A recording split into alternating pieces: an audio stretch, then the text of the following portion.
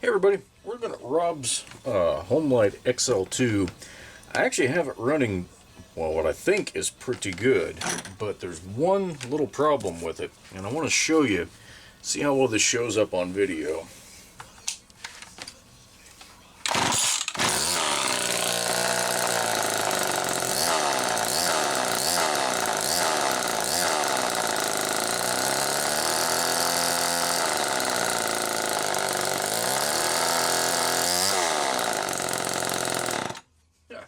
Now the oiler's not a problem. You can hopefully see that sling off.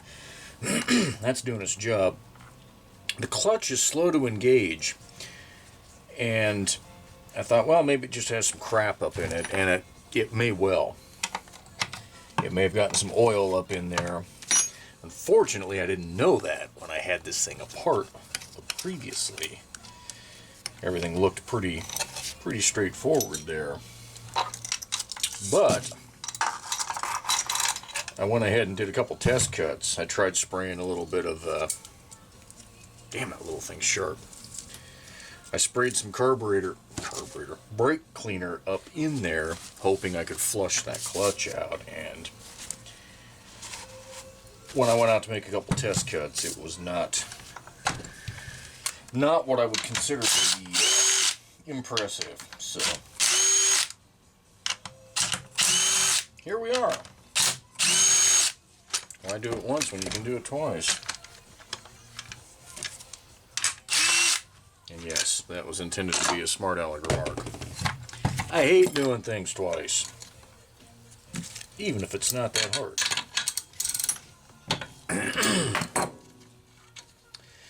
Which, ironically, getting this thing apart to where we can work with that clutch will almost certainly take less time than it'll take to get that dirty retainer ring off.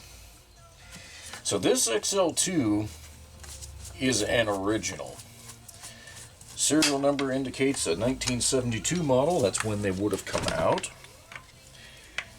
And I'll show you a detail on the engine housing that I believe was 1972 only here in a minute when I get this screw out, or a couple screws. So anyway, it's a very early XL-2. This has the quarter pitch chain.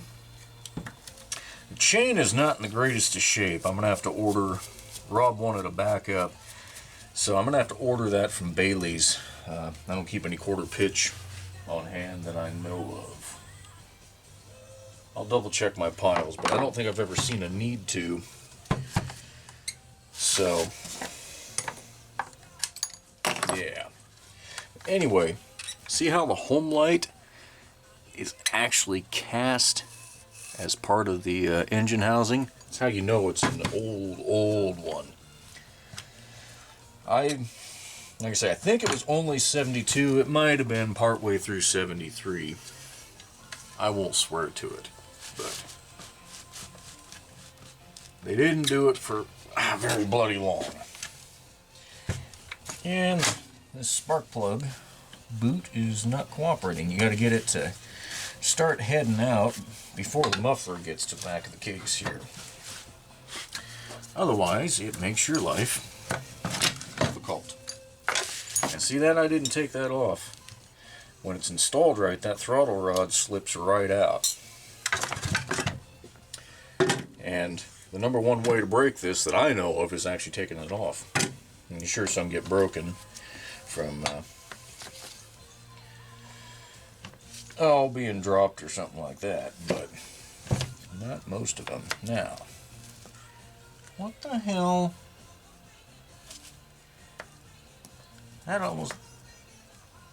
That's a new duckbill that was in there when I got the saw, but it looks like somebody didn't clean up the crap around the neck here, and so it was leaking. At least that sure appears to be where that was leaking from. That'd make a fairly quick mess out of the engine housing.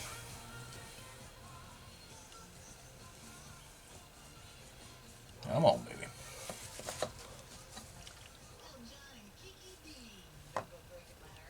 You'll be damned. What the frick?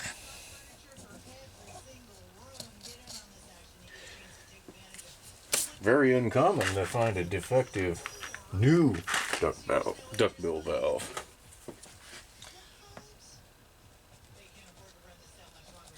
Huh. Well, this is not what I intended this video to be. But how many times have I said that during one of these videos?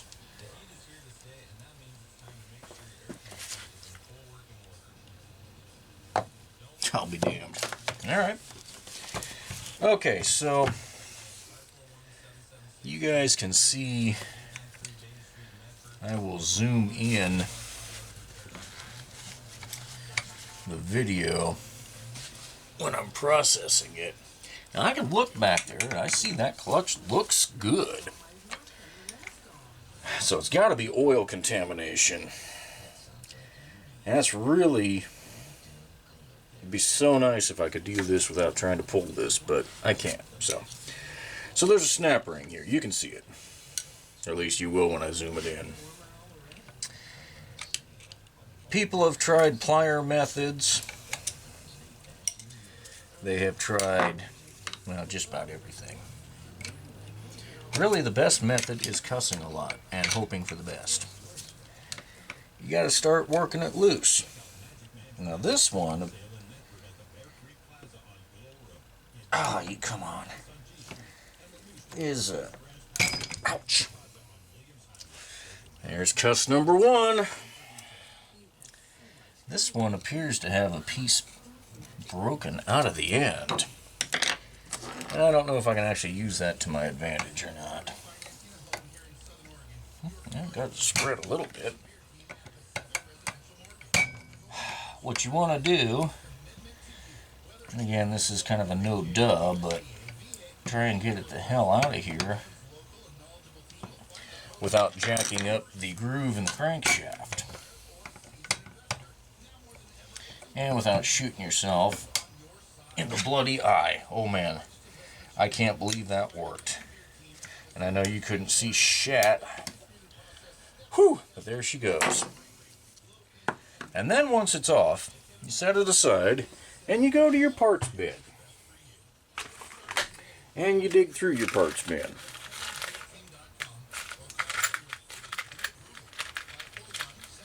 And when you find a snap ring that has eyes on it, you throw that other SOB about as far as you can or into the nearest garbage can.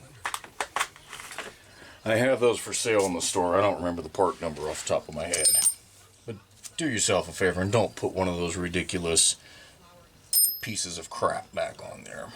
Alright, be careful, when you pull a drum like this, these are known to drop the needles in the bearing. Now that clutch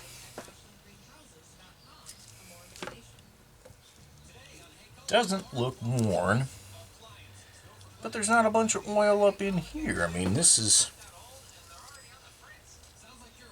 Jeez. I don't get it, folks. I just don't get it. We're going to pull that clutch, and do I have... I used to have... Yeah. I've got a couple good used ones over here. We'll compare the diameter with it off the saw. If it looks good, I'm just going to clean that with some brake clean. Maybe rough that surface up a little bit. But you shouldn't have to do that. So I'm a little surprised here.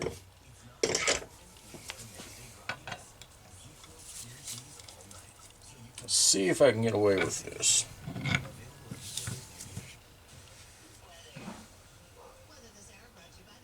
Now, I already know better. I already knew better. It's not going to work.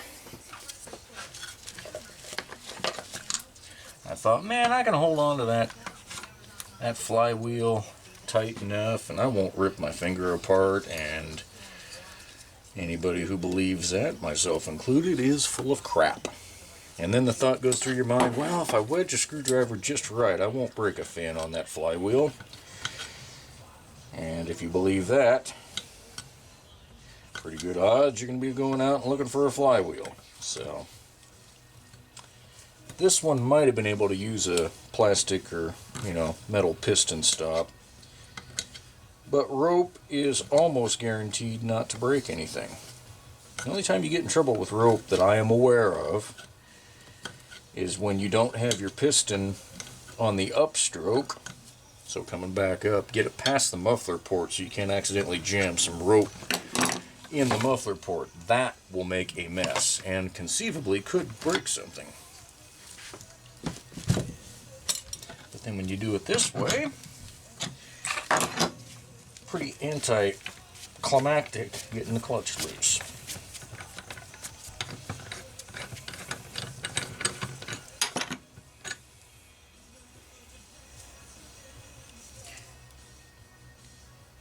Folks, this saw doesn't have, or at least this clutch doesn't have much time on it.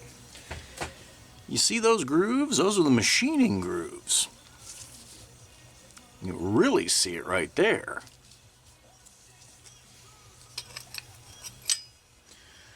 That fit is perfect.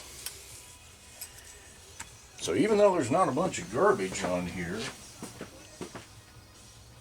apparently there was just enough to make it an unhappy little critter.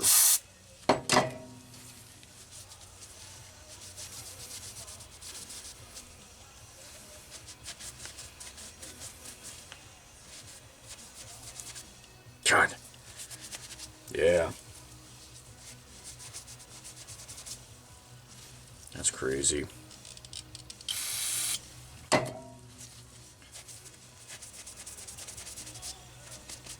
So clean. Very little wear. And just to eliminate some sort of a machining screw up, those are exactly the same. And even though this one looks like poop, it is good.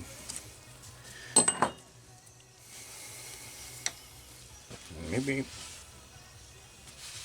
you know what, I can't explain it.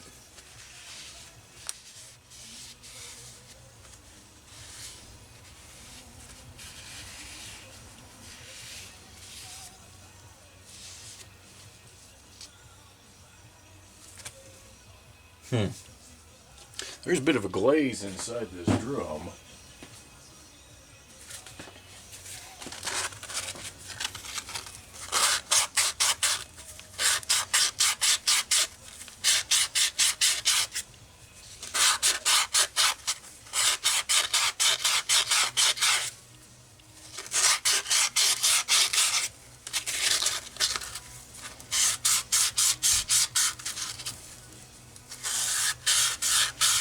No, the drum's not warm.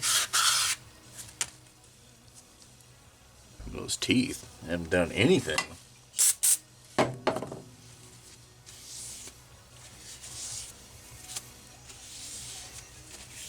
Okay. That looks better than new.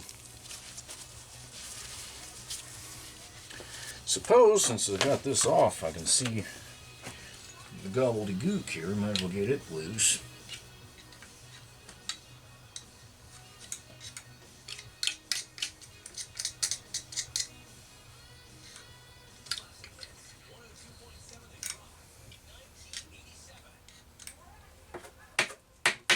Okay.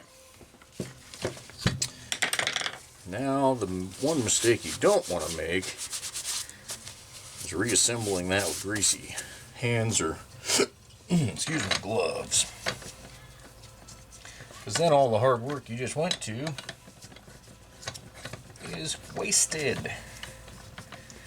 How about you guys? I don't like wasting my time. Now, for retorquing, I am going to hold the flywheel. Call that good. And the dent in my hand says it is good. So now we'll roll it back down a little bit, pull this rope. Came out looking the way it went in. We are set. Alright. While you have one of these apart, if you can do it without disturbing anything, it's best to go ahead and grease that bearing. Now that thing's propensity to poop those needles out Means I'm going to do it a little differently than I normally would. And we'll put it on the shaft here. And it's just a little bit. So we don't want that to get back up in there, melt and sling around and cause a slick surface on the clutch again. That'll work. Alright, and then our happy little new snap ring there that we can actually use proper snap ring pliers on. Assuming Rob ever has to pull this apart again, he isn't going to have a hassle. Booyah! Alright, there's nothing wrong there.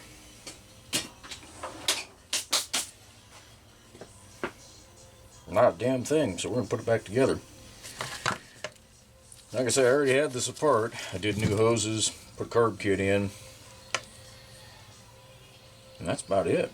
Needed a spark plug, you know. Obviously it needed another new duckbill valve. So we'll get this set up. And for everybody who has said that these are too much of a pain to work on, whatever length this video ends up being, the amount of time that's spent on the actual assembly and disassembly will be a fraction of the time that even my mouth has been running. Okay. It is really quite simple when you know how to phase it, what to do and where. Loctite blue on these. No need for red. Just makes your life difficult, especially since these are a slot head screw. But go ahead and get all 4 engine mount screws started before you tighten any one down. You won't regret it. But if you tighten one down first, you will. Because it is now a pain in the butt. Okay.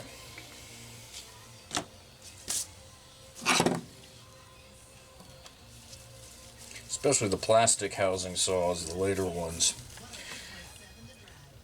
they can distort over time. And sometimes you kind of got to pull the engine and case into alignment to get the screws to start. And that's a hell of a lot easier if the engine is loose in the case.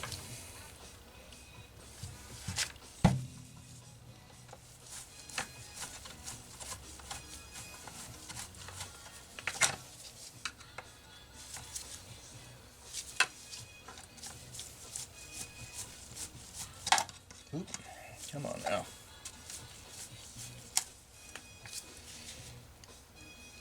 Okay. Hook back up your kill switch wire.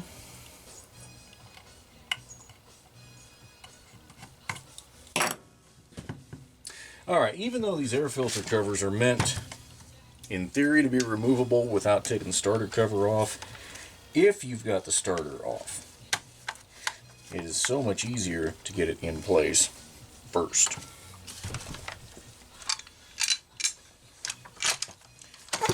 Drop your starter in, make sure things are lined up, rock and roll.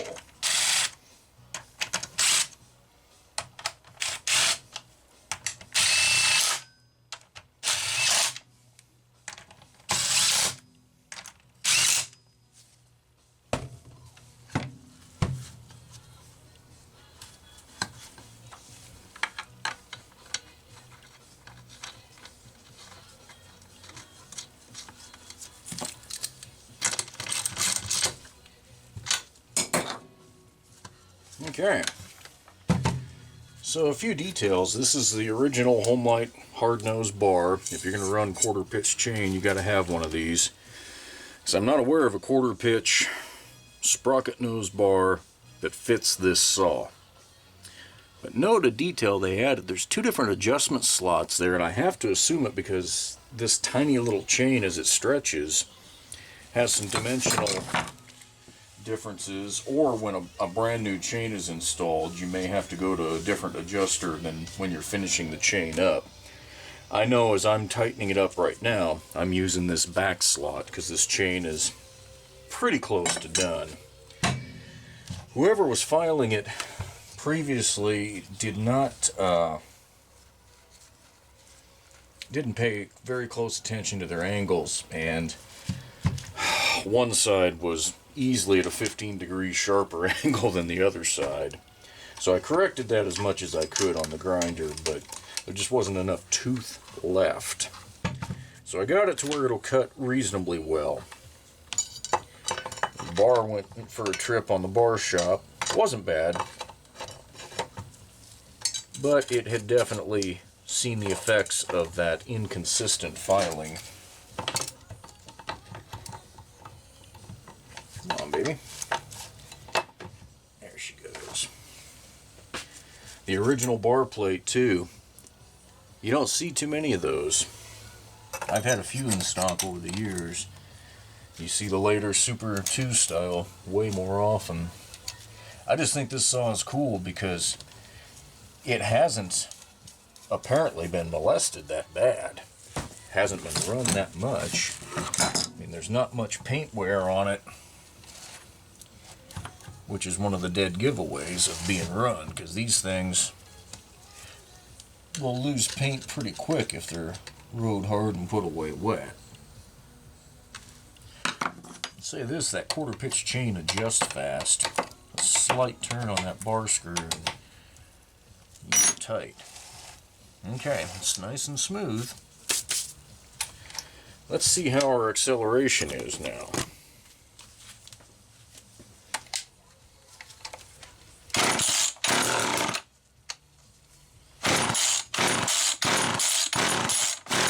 Hey now.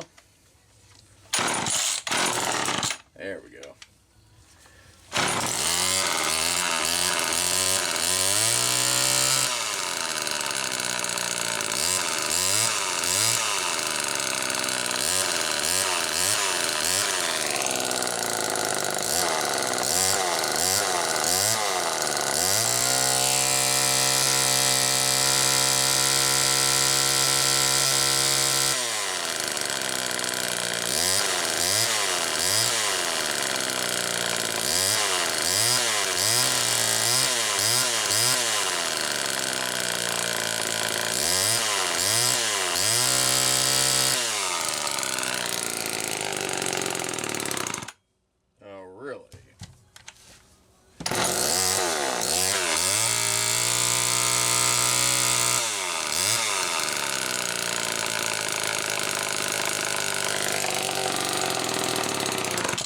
Oh boy, folks.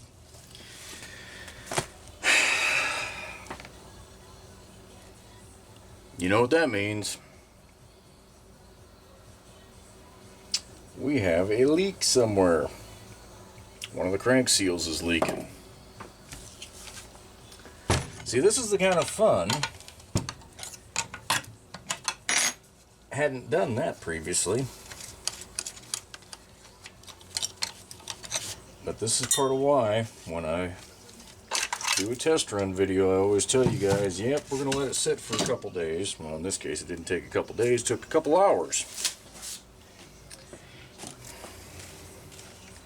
Because you don't. Alright.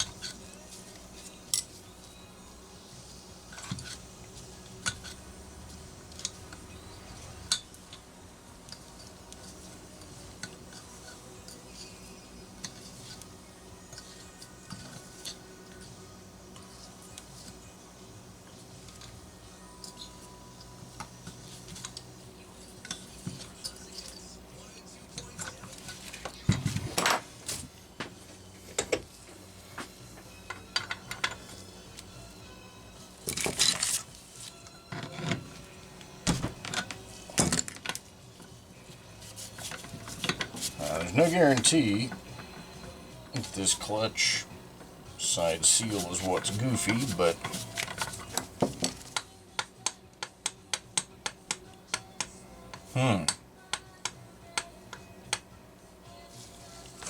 in and out play is excessive. Hasn't hit the starter, but it's more than I'd expect to see.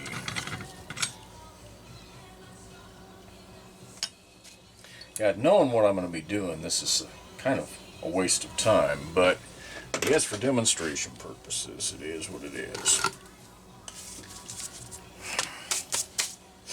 Alright, so these mufflers have a Allen head screw, but you can't even see. You just got to reach down in here blind and find it.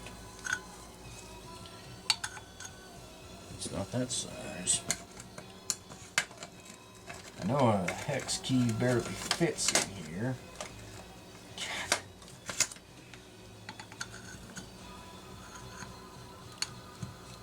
There she is.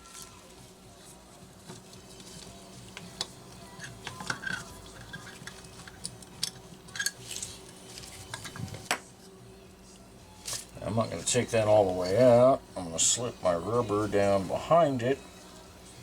We're going to cinch it back down.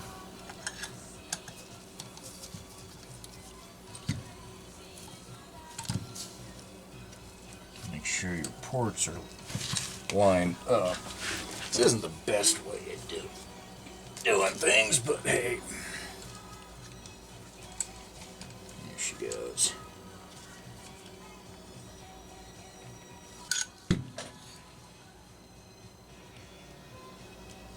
Rubber's over the entire port. If it's going to leak, it'll be over here and I'll be able to see it. Proper block-off plates are of course, the best. But I've told you guys a bazillion times before, I'm not going to make 1,400 block-off plates out of steel. I just don't have that kind of time.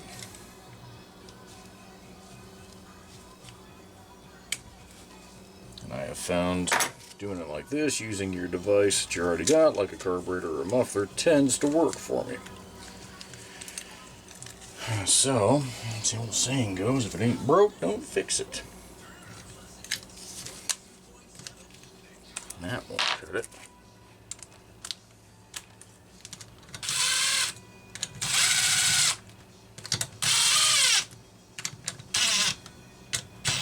No way in hell that one's leaking. Alright. Stupid clear hose that came with this Mighty Vac has gotten pretty stiff. Doesn't like to fit in the case with the tip screwed on. Pressurize through the spark plug port here. Let's see if it's goddamn cold day. This hose flexibility is freaking miserable.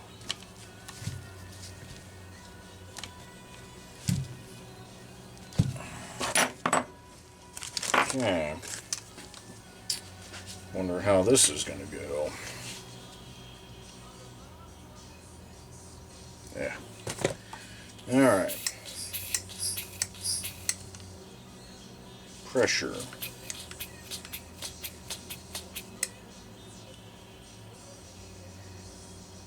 Well, that's interesting. Let's get up to where we're pushing the piston down to the bottom of the stroke.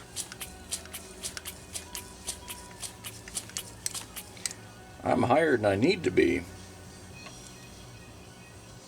And that girl's holding steady as a rock.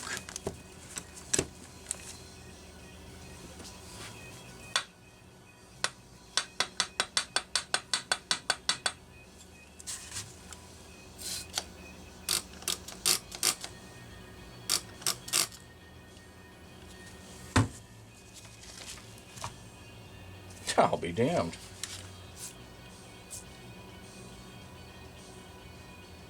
Not 1 ounce of leakage there. That seal's sticking with it. Well, that was useful. Alright. Well, then that points back to that carburetor, which has something I didn't think was going to be an issue, but I'll show you guys in a minute. We're going to go vacuum now.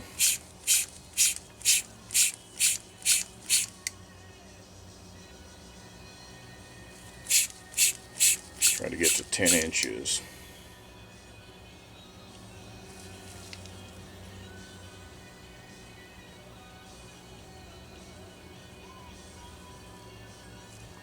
Wow.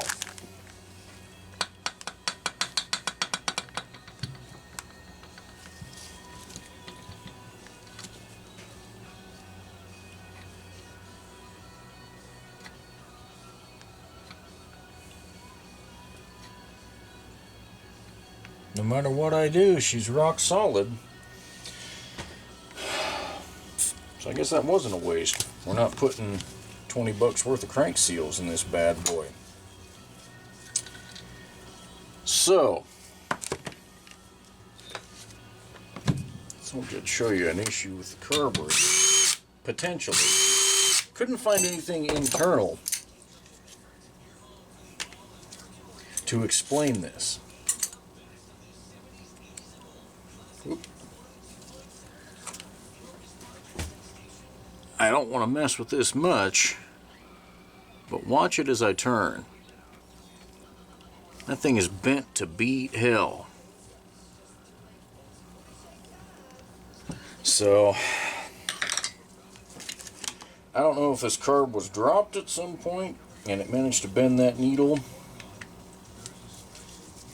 I just don't have any idea. This carb pressure tested good, but if there was damage to the needle seat inside the carburetor, you wouldn't find that with a pressure test.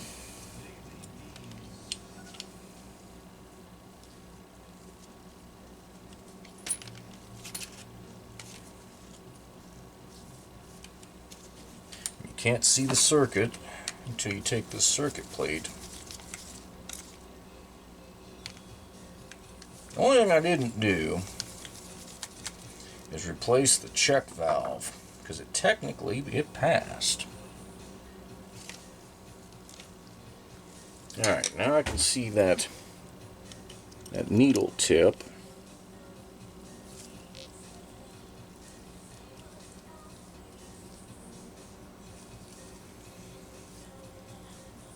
Wow.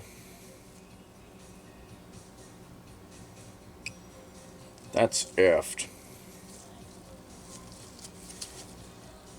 I'm going to take this all the way out.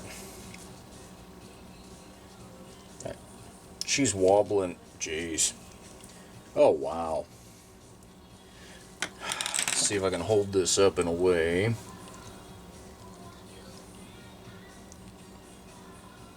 See how jacked up that stupid thing is?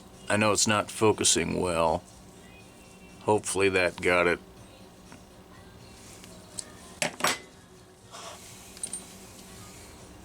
So I can't see any damage on the seat here.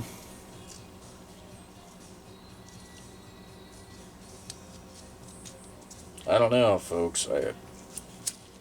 I'm tired of taking the saw apart.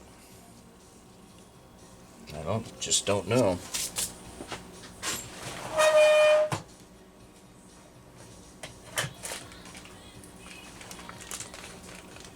What I do know is I have my parts HDC that I've been robbing crap off for years.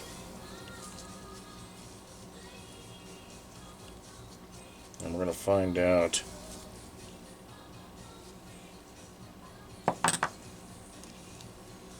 if I can use the low-speed needle from it.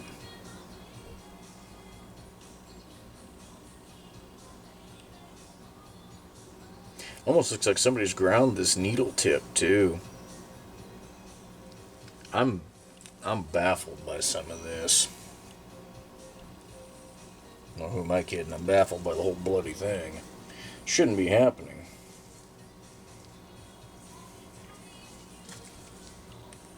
That's another thing I, of course, didn't notice until I had the saw together and was running it.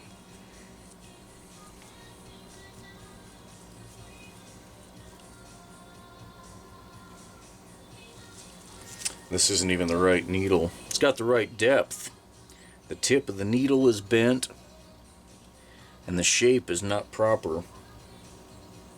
This one fits that seat perfectly. Wow.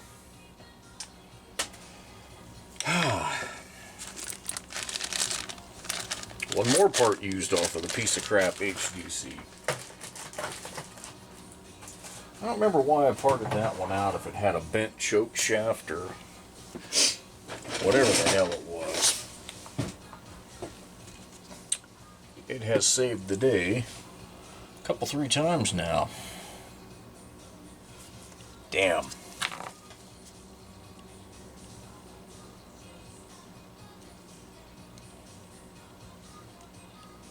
I'm looking at this check valve. Tiny little bit of old gasket material still on here. I don't for 1 minute think that that's why she was stalling out.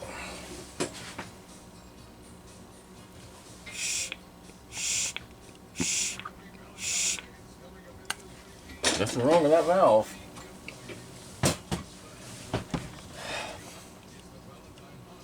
God, I wonder if that needle being bent, I don't know.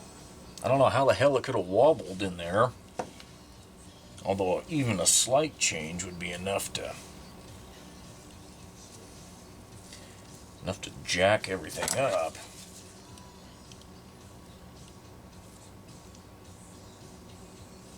Well, I guess we're going to put it back together. I don't know what else to do. Not drop that fuel inlet lever spring would be a good damn place to start. I decided I didn't want to smell like gas and grease at the end of the day, so I've been wearing these gloves today. Unfreaking fortunately, you lose a lot of dexterity. That didn't seat properly. Damn it. Come on.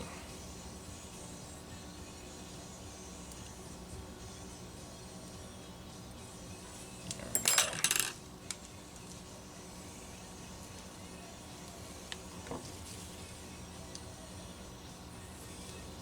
Excuse me, go down where you belong, stupid. There we go. The fuel pump side of this thing is clean, clean, clean. This whole carb was clean on the inside. That's why I can't explain that needle and that mismatch. It's almost like it was out of a different HDC that was fully adjustable, and that was a high-speed needle.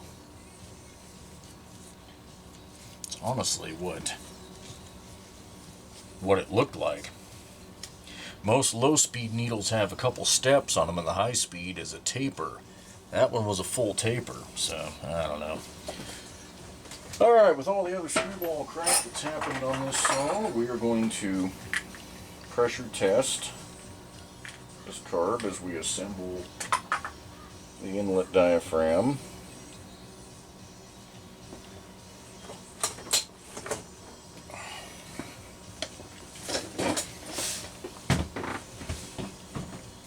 I'm really not joking. I don't like taking, a saw apart this many times.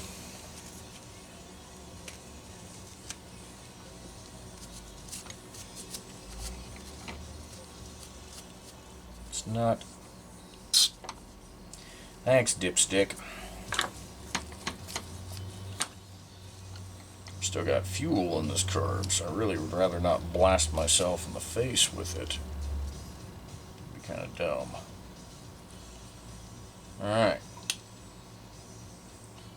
Plate drop. And pressure's holding. I can manage to get these screws in. You see, it's not a lot of action here. I don't know, maybe I'll edit some of this crap when I sit down at the desk and go, seriously, you can't put that up. But part of me is like, hell no, leave it. Because if you pick one of these saws up, any vintage saw, this is the kind of crap you're going to run across. Especially one that was used for, 30, 40 years and then thrown on a shelf. Or used for 10 and thrown on a shelf for 30. You're going to have more than one thing wrong. And just when you think you've got everything, something else is going to rear its ugly head up. Actually, you're lucky if they come in an order like that. If you've got 3 different things all at the same time and it makes it difficult to diagnose, that's even more fun. Alright, that held pressure all the way. See if we can't put this saw back together and hear it run properly. I knew the tuning was touchy, and when I saw that bent screw I knew that could be a problem, but again, it was already back together, and you gotta at least give it the old college try at that point.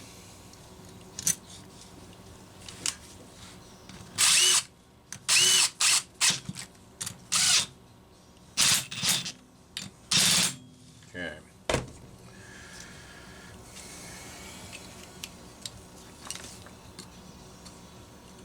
Somebody had attempted to figure this out before, because there were, like, the air filter, the support was missing. Someone had been in here before, and I think they had had just as much fun as I've had on it.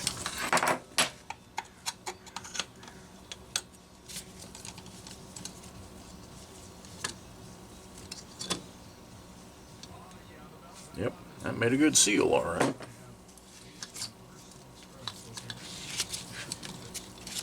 I'm actually seriously impressed. These saws, because of the thrust bearings, have a natural in and out like that. That's probably an average tolerance. I personally like to set mine a little bit tighter, but that requires splitting the crankcase. And where it's not necessary, we're not going to do that.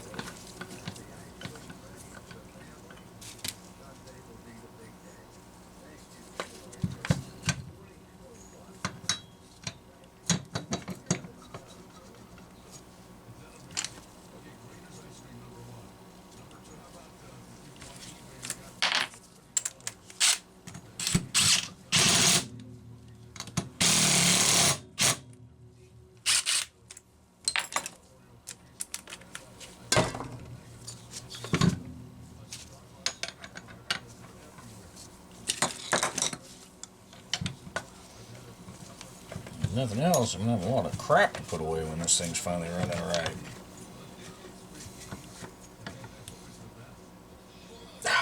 I don't even have any clue anymore what I've got sitting over there other than 5 boxes plus whatever the mail lady dropped off a few minutes ago. A lot of saws to go through, I'm afraid. It's nice being off, week at the coast, even when it's raining half the time, is still better than work. Whether it's work at home, work at work, doesn't matter. Camping's better than working.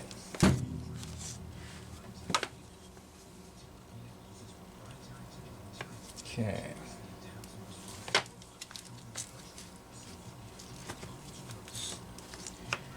Alright, what am I forgetting? We got a flywheel, we got a clutch, we need a throttle rod. Air filter. I'm sure hoping this takes care of it. Man, that bent needle, that's a new one. seen that happen.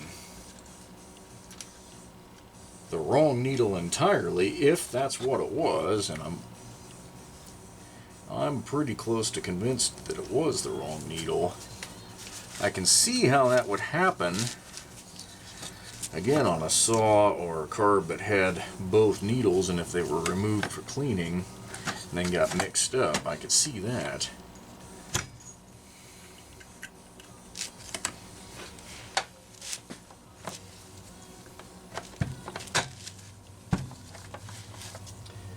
I don't know. Kind of an odd one.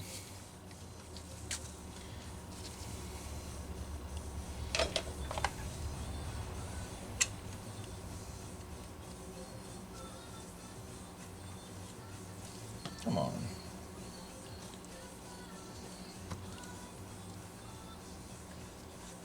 Yeah.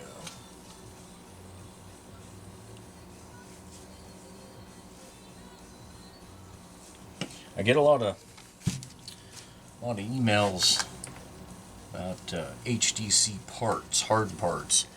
That circuit plate, the inlet arm,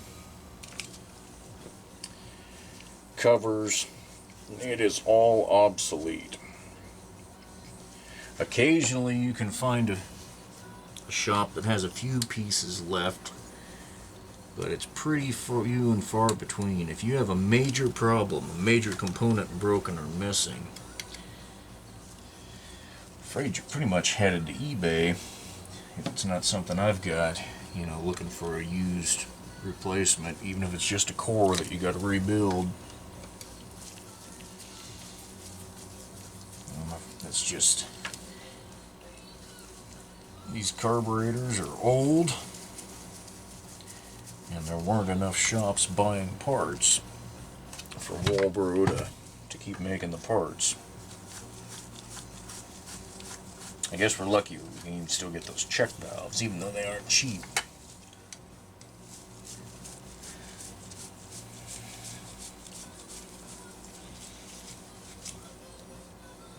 All right.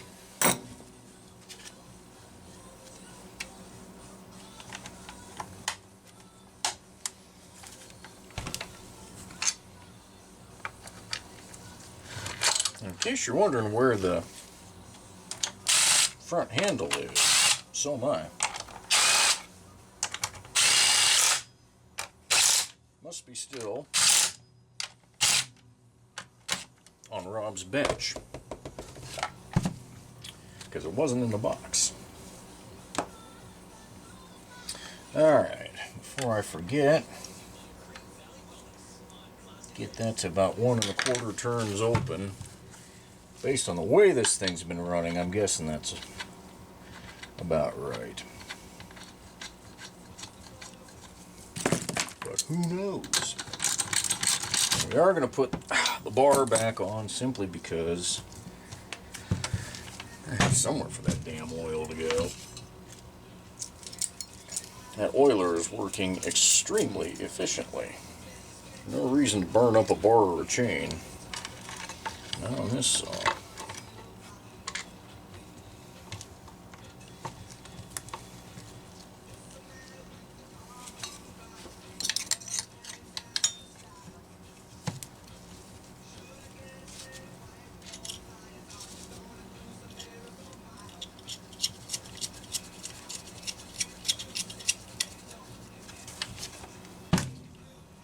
Okay. Let's say way longer video than I had ever intended. I intended it to be a test run and a discussion of what we did. Instead, we went ahead and did a whole bunch more. Alright. Cross your fingers.